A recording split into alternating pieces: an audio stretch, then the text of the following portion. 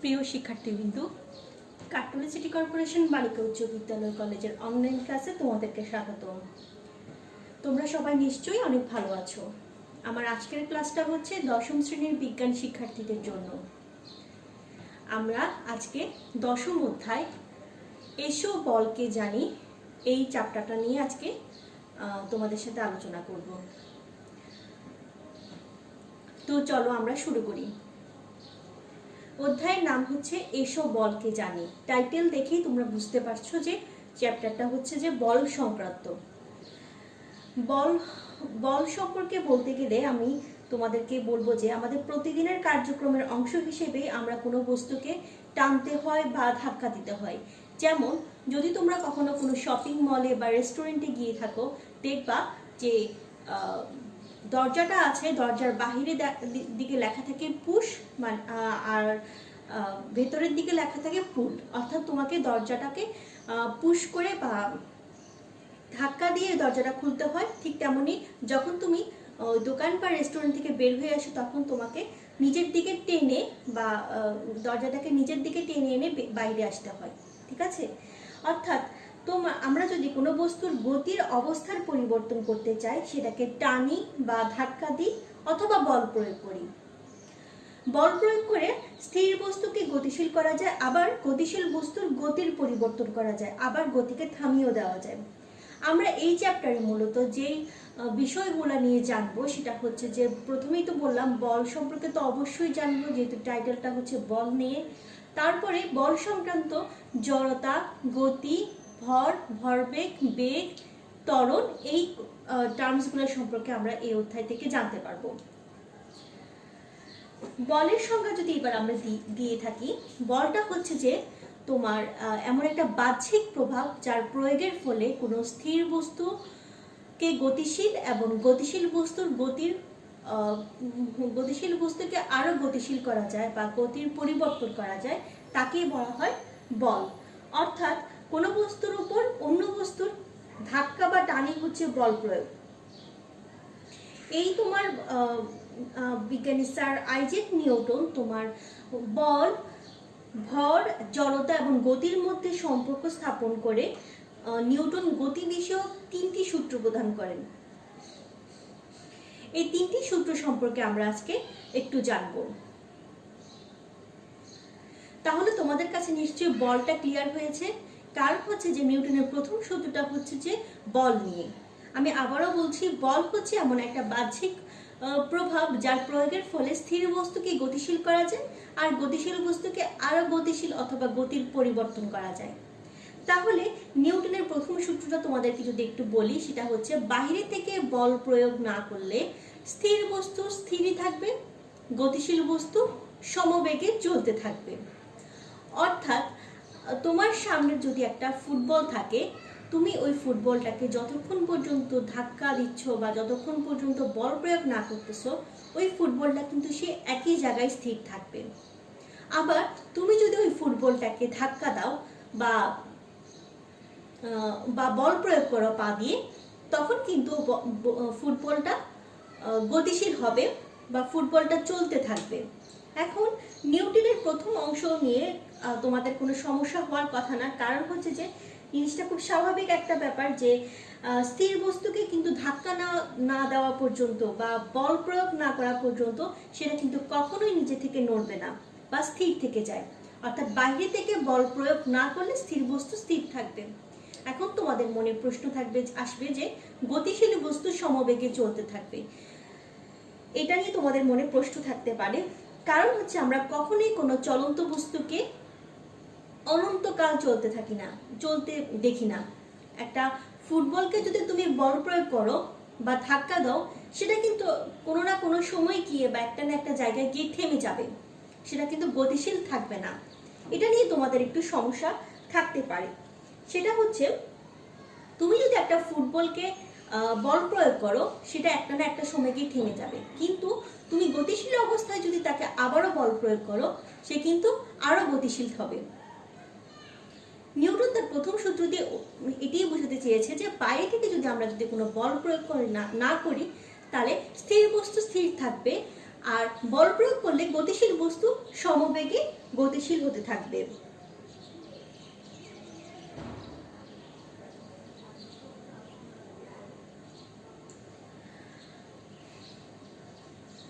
আর সমবেগে চলতে থাকা কোনো বস্তু যদি থেমে যায় তাহলে বুঝতে হবে সেখানে কোনো না কোনোভাবে বল প্রয়োগ করা হয়েছে। সেই বলটা হচ্ছে যে তোমার যে পৃষ্ঠের সাথে সে গতিশীল হয়েছে সেই পৃষ্ঠের ঘর্ষণ বা বাতাসের বাধা এরকম কিছু আসলে উল্টো দিক থেকে বল প্রয়োগ করে চলমান একটি বস্তুকে থামিয়ে দেওয়া হয়।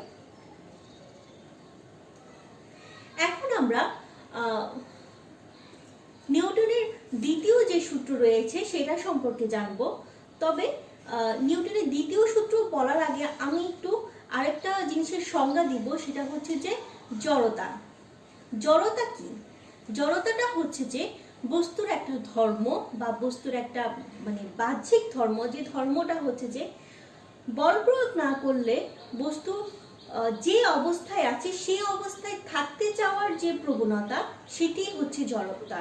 অর্থাৎ তুমি যদি একটা বস্তুকে স্থির থাকতে দেখো সেটা কিন্তু স্থিরই থাকবে যতক্ষণ না পর্যন্ত তুমি তার উপর বল প্রয়োগ করতেছো। ঠিক তেমনি গতিশীল বস্তু কিন্তু গতিশীল থাকতে চাইবে। তুমি যদি বল প্রয়োগ না করো তাহলে একটা সময় গিয়ে বাতাসের বাধা বা ঘর্ষণের ফলে সে থেমে যাবে, কিন্তু তুমি যদি তাকে আবারও বল প্রয়োগ করো তাহলে কিন্তু সে গতিশীলই থাকতে চাইবে। অর্থাৎ বস্তু যে অবস্থায় আছে সেই অবস্থায় থাকতে চাওয়ার যে একটা প্রবণতা সেটাই হচ্ছে জড়তা। এই জড়তাটা আবার দু ধরনের, একটা হচ্ছে স্থিতি জড়তা আর একটা হচ্ছে গতি জড়তা। স্থিতি জড়তাটা হচ্ছে স্থিতিশীল বস্তু স্থির থাকতে চাওয়ার যে প্রবণতা সেটা হচ্ছে স্থিতি জড়তা। আর গতি জড়তা হচ্ছে গতিশীল বস্তুর সমবেগে গতিশীল থাকতে চাওয়ার যে একটা প্রবণতা রয়েছে, বস্তুর যে প্রবণতা রয়েছে সেইটাকে বলা হয় গতি জড়তা। মানে আমি আবারও বলছি, জড়তাটা হচ্ছে বস্তুর একটা ধর্ম, বস্তু ঠিক যে অবস্থায় আছে সেই অবস্থায় থাকতে চাওয়ার যে প্রবণতা তাকে জড়তা বলা হয়। জড়তার কিন্তু অনেক আমাদের বাস্তবিক জীবনের অনেক উদাহরণ রয়েছে জড়তার। একটু বুঝিয়ে বলি তোমাদেরকে যে আমরা যখন বাসে বসে থাকি তখন হঠাৎ করে যখন বাস চলতে শুরু করে তখন আমরা যাত্রীরা কিন্তু একটু পেছনের দিকে হেলে পড়ি। এটা মূলত হয় জড়তার কারণে। কারণ বাসটা যখন থেমে থাকে তখন আমাদের যাত্রীদের শরীর স্থির অবস্থায় থাকে, কিন্তু বাসটা যখন চলতে শুরু করে তখন বাসের সাথে সাথে কিন্তু আমাদের শরীরটাও গতিশীল হয়ে যায়। কিন্তু ওই যে বস্তুর আমাদের যে একটা ধর্ম, যে স্থির থাকলে স্থির থাকতে চাওয়ার যে প্রবণতা, সেই প্রবণতাটার কারণে কিন্তু আমরা পেছনের দিকে, মানে আমাদের স্থির থাকতে চাওয়ার প্রবণতার কারণে আমরা পেছনের দিকে হেলে পড়ি, কিন্তু বাসের সাথে আমাদের গতিশীলতা কিন্তু তখন চলতে থাকে। আবার যদি চলন্ত বাস থেকে নামতে যাই ঠিক তার বিপরীত ঘটনাটি ঘটে। পুরো শরীরটি গতিশীল অবস্থায় থাকে, পা যখন মাটি স্পর্শ করে তখন শরীরের নিচের অংশ স্থির হয়ে গেলেও উপরের অংশ কিন্তু তোমার ওই যে বাসের গতিশীল হওয়ার মানে অবস্থার সাথে যে গতিশীল থাকতে চায় সেই থাকতে চাওয়ার প্রবণতার কারণে কিন্তু আমরা যাত্রীরা অনেক সময় হুমড়ে গিয়ে পড়ি বা সামনের দিকে একটু ঝুঁকে পড়ি। যখন হঠাৎ করে বাসে আমরা দাঁড়িয়ে থাকি, তো হঠাৎ করে যখন বাসটা থেমে যায় বা ব্রেক করে তখন কিন্তু আমরা সামনের দিকে একটু মানে হেলে পড়ি বা ঝুঁকে পড়ি। এটা মূলত তোমার গতি জড়তার কারণে। তাহলে তোমরা স্থিতি জড়তা আর গতি জড়তা এবং জড়তার সংজ্ঞাটা তোমাদের বই থেকে একটু ভালো করে পড়বা এবং এর যে বাস্তবিক যে উদাহরণটা আছে সেটা একটু বোঝার চেষ্টা করবা।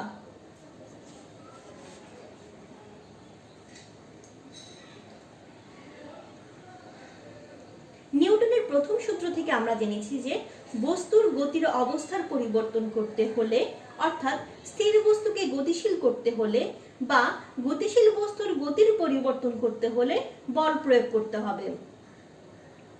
কারণ হচ্ছে যে বস্তুর জড়তার এই বলটা প্রয়োগ করতে হবে বস্তুর জড়তার ধর্মের কারণে। কারণ তুমি বল প্রয়োগ না করলে বস্তুর এই যে ধর্ম স্থির থাকলে স্থির অবস্থায় থাকবে, আবার গতিশীল বস্তু তোমার সমবেগে চলতে থাকবে। তো এই অবস্থাটা তোমার এই অবস্থার জন্য দায়ী হচ্ছে মূলত জড়তা। অর্থাৎ বস্তুর জড়তা থাকার কারণে বলটা প্রয়োগ করতেই হবে।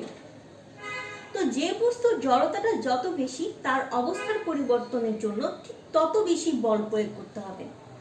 এখন এই বলটা ঠিক মানে কতটুকুন করলে বস্তুর অবস্থার পরিবর্তন হবে বা গতিশীল বস্তু সমবেগে চলতে থাকবে বা গতিশীল বস্তু তার গতিশীল ধর্মটা চালু রাখবে, তার জন্য নিউটন তার দ্বিতীয় সূত্রটা প্রদান করে।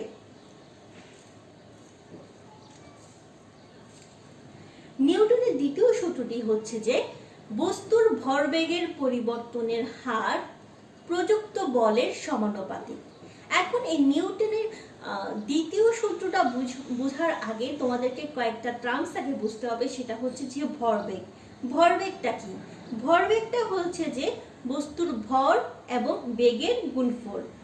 আবারও বলছি, ভরবেগ হচ্ছে বস্তুর ভর এবং বেগের গুণফল। বস্তুর ভরকে যদি আমরা m ধরি, বেগকে যদি v ধরি, তাহলে ভরবেগ p = mv।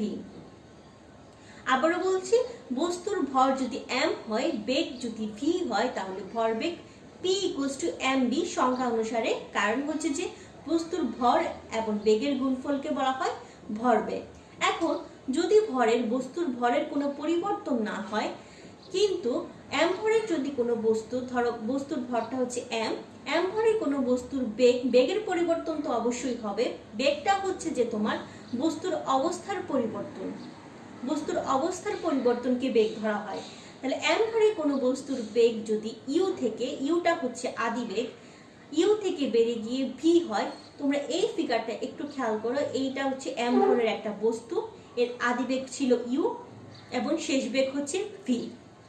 তাহলে m ভরের কোনো বস্তুর বেগ যদি u থেকে বেড়ে গিয়ে v হয়, তাহলে ভরবেগের পরিবর্তন হবে m × v - u, কারণ এটা হচ্ছে যে বেগের পরিবর্তন। এখন আমরা জানবো ত্বরণ সম্পর্কে। ত্বরণটা হচ্ছে যে বেগ পরিবর্তনের হারকে ত্বরণ বলা হয়। তোমরা একটা জিনিস একটু মাথায় রাখবা, যে যখনই হার কথাটা থাকবে তখনই সময় কথাটা আসবে। হারের সাথে সময়ের একটা রিলেশন রয়েছে। বেগ পরিবর্তনের হারকে ত্বরণ বলা হয়, অর্থাৎ এখানে সময়ের কথা আসবে। কোনো বস্তুর বেগ t সময়ে যদি u থেকে v হয়, তাহলে ত্বরণ a হবে। a মানে হচ্ছে যে ত্বরণের ইংলিশ মিনিংটা হচ্ছে যে অ্যাক্সিলারেশন, সেখান থেকে এটা নেওয়া হয়েছে। তাহলে a = হবে যে v - u / t। কারণ হচ্ছে যে বেগ পরিবর্তনের হারকে ত্বরণ বলা হয়। যেহেতু এখানে হার কথাটার উল্লেখ রয়েছে, তাই সেই কারণে এখানে আমরা সময়ের কথাটা উল্লেখ করেছি। কোনো বস্তুর বেগ t সময় u থেকে v হলে ত্বরণ a = হবে v - u / t। তোমরা একটু খেয়াল করো, আমি এখানে এই সমীকরণটাকে 2 নং সমীকরণ দিয়েছি। এখন ভরবেগের যে সমীকরণ রয়েছে তাকে আমি 1 নং বলে চিহ্নিত করেছি। এখন তোমরা একটু খেয়াল করো যে নিউটনের দ্বিতীয় সূত্রতে কি বলা হয়েছে। নিউটনের দ্বিতীয় সূত্রতে বলা হয়েছে বস্তুর ভরবেগের পরিবর্তনের হার। এই কথাটা খেয়াল করো, বস্তুর ভরবেগের পরিবর্তনের হার। আমি আগেও বলেছি, হার কথাটা যদি লেখা থাকে তাহলে সেখানে সময়ের কথাটা অবশ্যই আসবে। তাহলে প্রযুক্ত বলের সমানুপাতিক। প্রযুক্ত বলকে F যদি ধরি আমরা, F বলকে ফোর্স বলা হয় ইংরেজিতে, সেই ফোর্স থেকে F এসেছে। তাহলে প্রযুক্ত বলের সমানুপাতিক মানে হচ্ছে সমান, সমানুপাতিক মানে হচ্ছে সমান, আর ব্যস্তানুপাতিক মানে হচ্ছে যে তার উল্টোটা। তাহলে বলকে যদি আমরা F ধরি, তাহলে F = যেহেতু ভরবেগের পরিবর্তনের হার বলা হয়েছে, ভরবেগের পরিবর্তন তোমরা একটু 1 নং থেকে দেখো, m × v - u লিখেছি আমরা। তাহলে এখানে আসবে m × v - u / t, যেহেতু নিউটনের দ্বিতীয় সূত্রতে বলা হয়েছে ভরবেগের পরিবর্তনের হার। তাহলে F = m × v - u / t। এটাকে যদি mটাকে যদি একটু আলাদা করে লিখি, তাহলে F = m এ পাবো 2 নং হতে পাই। তোমরা একটু 2 নং সমীকরণটা দিকে খেয়াল করো। আমরা ত্বরণ a সমান বলেছি v - u / t। তাহলে এই v - u / t এর পরিবর্তে আমরা লিখতে পারি কি a, ত্বরণ a, অর্থাৎ F সুতরাং F = ma। বলকে F দ্বারা প্রকাশ করা হয়, আর বলের একক হচ্ছে যে নিউটনের নাম অনুসারে বলের একককে নিউটন বলা হয়, সংক্ষেপে যেটাকে এন লেখা হয়। অর্থাৎ কোনো বস্তুর ভর এবং ত্বরণ যদি আমরা জানি, সেখান থেকে তার উপর কতটুকু বল প্রয়োগ করতে হবে সেটা আমরা বের করতে পারবো। অর্থাৎ ধরি আমরা কোনো বস্তুর ভর যদি 20 কেজি হয়, ভর মানে হচ্ছে ওই বস্তুটার ওজন, ত্বরণ যদি 2 মিটার পার সেকেন্ড স্কয়ার হয়, আমি এখানে ইংরেজিতে লিখেছি, তোমরা চাইলে বাংলাতেও লিখতে পারবা, কোনো সমস্যা নেই। ত্বরণের একক হচ্ছে metre per second, metre per second square. তাহলে এই দুটা থেকে আমরা তার বলের পরিমাণটা বের করতে পারি। তাহলে F = ma, বস্তুর ভর m দেওয়া আছে, a দেওয়া আছে, যেহেতু বলের একক নিউটন, তোমাদেরকে এখানে নিউটনে প্রকাশ করতে হবে, অবশ্যই এই এককটা অবশ্যই তোমাদেরকে লিখতে হবে। তাহলে F = 40 নিউটন। তাহলে ওই বস্তুর উপর 40 নিউটন বল প্রয়োগ করতে হবে। তাহলে তোমরা নিশ্চয়ই ক্লিয়ার হয়েছো যে নিউটনের প্রথম সূত্র এবং দ্বিতীয় সূত্রটা। প্রথম সূত্রতে নিউটন তার বল প্রয়োগের কথাটা বলেছে, আর দ্বিতীয় সূত্রতে কতটুকু বল প্রয়োগ করতে হবে বস্তুর উপর সেটার একটা পরিমাণ নিউটন বলেছে, যে বস্তুর ভরবেগের পরিবর্তনের হার হবে তার উপর প্রযুক্ত বলের সমানুপাতিক। অর্থাৎ একটা নির্দিষ্ট ভরের বস্তুর উপর কতখানি বল প্রয়োগ করতে হবে বা বস্তুটির বেগের কতখানি পরিবর্তন হবে, নিউটনের দ্বিতীয় সূত্র হচ্ছে যে সেটি ব্যাখ্যা করেছে। তাহলে আমরা আবার একটু পড়ি। নিউটনের প্রথম সূত্রটা হচ্ছে যে বাইরে থেকে বল প্রয়োগ না করলে স্থির বস্তু আজীবনই স্থির থাকবে, আর বল প্রয়োগ করার ফলে গতিশীল বস্তু সমবেগে চলতে থাকবে। আজকে তাহলে আমরা জানলাম বল, জড়তা, জড়তার দুটা প্রকারভেদ রয়েছে, স্থিতি জড়তা এবং গতি জড়তা। ভর সম্পর্কে জানলাম, ভরবেগ সম্পর্কে জানলাম, বেগ কি, ত্বরণ কি, এগুলোও জানলাম। এবং সেখান থেকে নিউটনের দ্বিতীয় সূত্র, বস্তুর ভরবেগের পরিবর্তনের হার প্রযুক্ত বলের সমানুপাতিক। এবং আমরা একটা সূত্র জানলাম যে F = ma, যেখানে mটা হচ্ছে বস্তুর ভর আর এটা হচ্ছে বস্তুর ত্বরণ। অর্থাৎ কোনো জায়গায় যদি বস্তুর ভর এবং ত্বরণ দেওয়া থাকে, সেখান থেকে আমরা বলের পরিমাণটা বের করতে পারবো। তাহলে শিক্ষার্থীরা, আজকে আমাদের ক্লাসটা এই পর্যন্তই থাকুক। তোমরা সবাই খুব ভালো থাকো। নেক্সট ক্লাসে ইনশাআল্লাহ নিউটনের তৃতীয় সূত্র এবং তার ব্যাখ্যা সম্পর্কে আমরা জানবো।